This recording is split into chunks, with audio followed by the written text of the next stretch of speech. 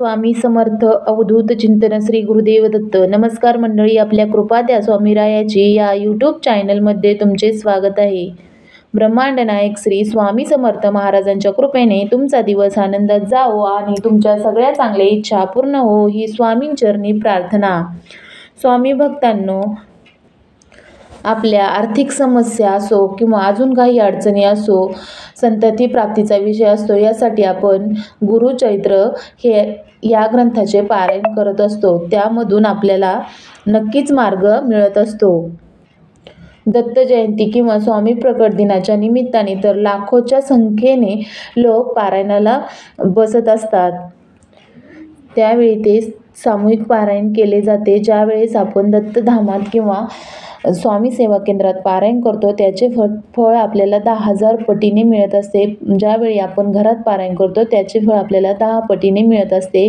त्यामुळे कधीही सेवा केंद्रात किंवा दत्तधामाच्या ठिकाणी पारायण केलेले चांगले असते. जर तुम्हाला असा सामूहिक पारायण करण्याची वेळ आली किंवा अशी संधी मिळाली तर ती तुम्ही नक्कीच स्वीकारा. हे गुरुचरित्र पारायण करताना आपल्याला काही नियम आणि अटी पाळायच्या असतात. त्या नियम आणि अटी आपण सविस्तर या व्हिडिओमध्ये पाहणार आहोत. व्हिडिओ हा खूप महत्त्वपूर्ण झालेला आहे, त्यामुळे शेवटपर्यंत नक्की बघा, जेणेकरून हे पारायण करताना तुम्हाला कोणत्याही अडचणी येणार नाहीत.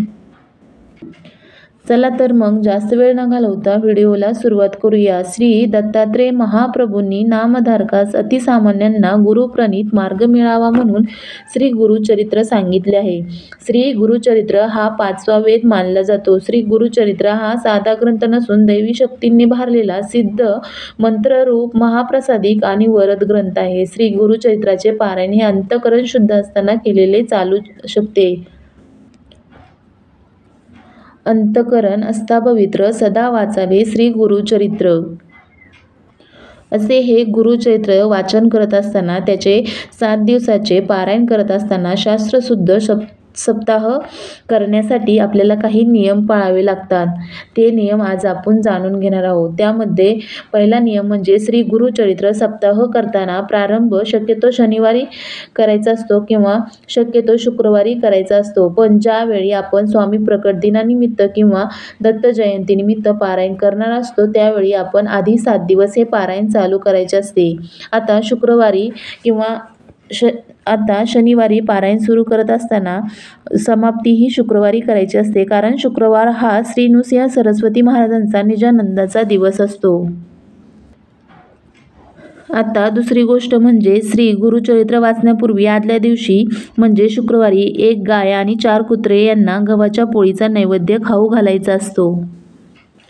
हे 4 श्वान म्हणजे हे दत्त महाराजांच्या बाजूला उभे असतात आणि गाई ही दत्त महाराजांच्या मागे उभी असते, कारण ह्यांना ज्यावेळी आपण नैवेद्य खाऊ घालतो तेव्हा त्यांचाही जीव त्याबरोबर शांत होत असतो आणि आपल्यालाही त्यांचा आशीर्वाद मिळत असतो. आता पुढचा नियम म्हणजे श्री गुरुचरित्र वाचनपूर्व किंवा उत्तर दिशेला तोंड करून करायचे असते.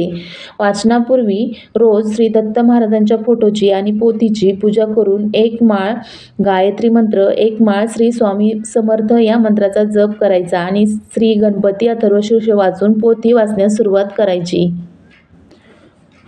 आता बऱ्याच सेवेकऱ्यांना माहीत असेल की कोणतीही सेवा सुरू करण्यापूर्वी आपण स्वामी स्तवन हे नक्की वाचत असतो, त्यामुळे श्री स्वामी स्तवन हे वाचायलाही विसरायचे नाही. आता पुढची चौथी गोष्ट म्हणजे श्री गुरुचरित्राचे वाचन पहाटे 3 ते सायंकाळी 4च्या दरम्यान करायचे असते. दुपारी 12 ते 12:30च्या दरम्यान श्री दत्त महाराजांची भिक्षेची वेळ असल्याने त्यावेळेस वाचन बंद ठेवायचे असते. आता 5वा नियम म्हणजे श्री गुरुचरित्र वाचनाच्या कालावधीत परान्न घ्यायचे नाही, म्हणजे बाहेरील अन्नही घ्यायचे नाही आणि दुसऱ्यांच्या घरातील अन्नही आपल्याला खायचे नाही. आपली आई, पत्नी किंवा बहीण यांचे हातचे अन्न खाण्यास काहीच हरकत नाही. ज्याला शक्य असेल त्याने उपवास करावा, ज्याला शक्य नसेल त्याने उपवास नाही केला तरीही चालू शकतो.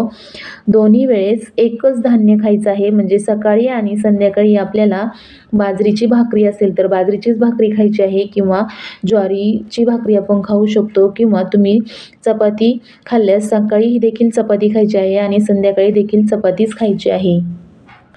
त्यामध्ये आपण भाजीमध्ये भाजी बदलली तरी चालते, परंतु डबल बी असलेली भाजी आपल्याला त्यामध्ये खायची नाही आहे आणि दुधाचे पदार्थही आपल्याला खाण्यासाठी चालू शकतात. श्री गुरुचरित्र वाचण्याच्या कालावधीत पुरुषांनी दाढी वाढवू नये, स्वतःच्या हाताने दाढी करावी. तसेच या काळात चामड्याऐवजी नायलॉन किंवा रबरी चप्पलाचे जोड वापरावे. श्री गुरुचरित्र वाचनाच्या कालावधीत ब्रह्मचर्य पाळावे. श्री गुरुचरित्र वाचनाच्या कालावधीत मृत असणाऱ्यांच्या घरी किंवा अंत्यविधीत जाऊ नये. स्वतःच्या कुटुंबात जर अंत्यविधी झाले असेल तर गुरुचरित्र पारायण हे दुसऱ्याकडून पूर्ण करावे, अर्धवट सोडू नये. की श्री गुरुचरित्र वाचनाच्या कालावधीत मासिक पाळीविषयीच नियम पाळावेत. वेळोवेळी गोमूत्र शिंपडावे. सप्ताह कालावधीत रोज सकाळी आणि संध्याकाळी श्री गुरुचरित्राच्या पोथीस नैवेद्य दाखवून आरती करावी. रोज रात्री झोपण्यापूर्वी श्री विष्णू सहस्रनाम वाचावे. आता श्री गुरुचरित्र पोथी आपल्याला कशी वाचायची आहे, म्हणजे आपल्याला पहिल्या दिवशी किती अध्याय वाचायचे आहे आणि 7 दिवसात किती अध्याय वाचून पोथी कशी पूर्ण करायची आहे हे आपण पाहणार आहोत. तर गुरुचरित्र पोथीचा पहिला दिवस आपल्याला 1 ते 9 अध्याय वाचायचे आहे. दुसऱ्या दिवशी आपल्याला 10 ते 21 अध्याय वाचायचे आहे. तिसऱ्या दिवशी आपल्याला 22 ते 29 अध्याय वाचायचे आहे. चौथ्या दिवशी आपल्याला 30 ते 35 अध्याय वाचायचे आहे. 5व्या दिवशी आपल्याला 36 ते 38 अध्याय वाचायचे आहे. 6व्या दिवशी आपल्याला 39 ते 43 अध्याय वाचायचे आहे आणि 7व्या दिवशी आपल्याला 44 ते 53 अध्याय वाचून, म्हणजे अवतरणिका वाचून गुरुचरित्र पोथीची समाप्ती करायची आहे. आता श्री गुरुचरित्र सप्ताह हे 7 दिवसाचे एक पारायण या पद्धतीने करायचे असते, परंतु काही लोक 21 दिवसात 3 पारायण करतात किंवा 49 दिवसात 7 पारायण करण्याच्या देखील पद्धती आहेत. 7 दिवसाच्या सप्ताहाची 8व्या दिवशी सांगता करायची असते. सांगतेच्या दिवशी सकाळी 10:30 वाजता श्री दत्त महाराज, श्री कुलदेवता, श्री स्वामी समर्थ महाराज आणि श्री गुरुचरित्र ग्रंथ करता नैवेद्य द्यायचा असतो. म्हणजे एकूण 4 नैवेद्य आपल्याला द्यायचे असतात. ग्रंथाचा नैवेद्य गायीला खाऊ घालायचा असतो किंवा स्वतः खाल्ला तरी चालेल आणि मग आपण भोजन करायचे असते. आता ह्या पोथीबद्दल आपल्याला काही अटी आहेत ते आपण पाहू. तर श्री गुरुचरित्र वाचनाच्या कालावधीमध्ये सुद्धा आपल्याला नित्यसेवेत खंड पडून द्यायचा नाही आहे. म्हणजे नित्यसेवा आपण स्वामी चरित्र सारामृताचे 3 ग्रंथ वाचत असतो.